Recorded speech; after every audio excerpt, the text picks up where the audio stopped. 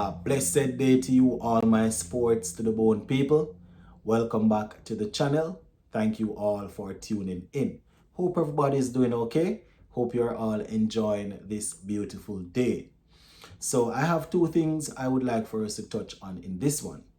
Now, a couple days ago, I spoke about the West Indies Academy players who were given contracts, right? And, we were told that they will be based in Antigua and Barbuda as they go through a lot of different training and stuff like that. Now, I was on the West Indies website and I realized that they had a little induction ceremony for these players. So we're going to talk about that a little bit. We're also going to be giving you my playing 11. Yes, I'm also going to be giving you my playing 11 for tomorrow's second T20 against Sri Lanka. So just give a listening ear until the end and let me know what you all think. Also, I always say, if you have not yet subscribed, please consider subscribing to the channel and become a part of the family. All right, so I am on CWI's website here. And the headline says, CWI inducts first West Indies men's academic cohort to be based in Antigua and Barbuda full time. Yes, full time. So it's not a case of the players getting contracts and then they will be in their own countries, and then every now and again they get called up to come to Antigua and Barbuda to have training sessions and stuff like that, or to have training camp. No, they are going to be based there full time.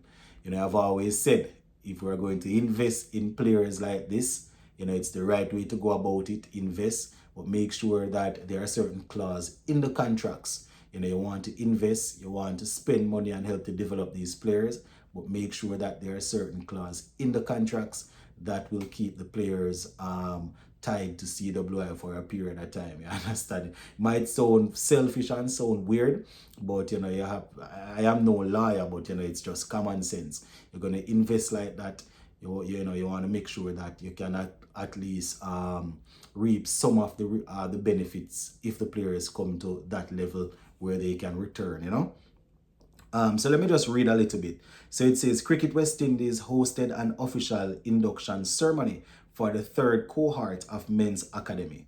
Right, they said the ceremony held on October 11, 2024 at CWI headquarters at Coolidge Cricket Ground in Antigua and Barbuda. Right, they say it marked a significant milestone as the cohort is the first to be based in Antigua and Barbuda full-time for their year of training and development. So that is good, my people. You understand the fact that they are always going to be there. Obviously, they are going to get their break, get holidays or whatever. But, it's good to know that everybody will be on the same camp. It won't be a case of people having to travel back and forth whenever they're having training camp. They are there, so they can pick up everything that they need to pick up, in terms of technique, smoothing out stuff and things like that. They had quite a few people addressing them. Even the former West Indies bowler, Courtney Walsh, was there to speak to the players. So let me just remind you of the 15 players that were selected, right? That were awarded contracts. So we have Akeem Ogis, Judea Blades, we have Joshua Bishop, Teddy Bishop, McKenny Clark, Rivaldo Clark, we have Mavindra Dinial, we have Nathan Edwards, right? We have Justin Jagasar, Joanne Lane, we have Zishan Motara, Michael Palmer, Kelvin Pittman, Reniko Smith, and Carlon Tuckett. All right, so those are the 15 players that were awarded contracts. I don't know if there are a few others that might be a year or two older than these players that weren't given contracts, but they will be keeping close eyes on them. You understand? We would have seen a couple of other youngsters, guys like that are probably older than the academy age group, are not necessarily older, but they have experience playing in the regional tournament, maybe a couple games under their belt. People like Matthew Nandu, you understand, people like Jordan Johnson, these are guys that we still can, we still have to hope they can come through. Kimani Milios, you understand, he's another youngster. He was actually a under 19 captain, if I'm not mistaken. So he's another one that would be good to see. Him being put on a pathway there. So yeah, just want to say shout out to CWI for this initiative. You cannot have you cannot sustain you cannot stay at the international level and produce if you don't have a good academy coming through. Every professional team, you understand, they will have an academy. Whether it is cricket or football or whatever. Even if they don't have an academy like that, they have a system that is consistently feeding through players.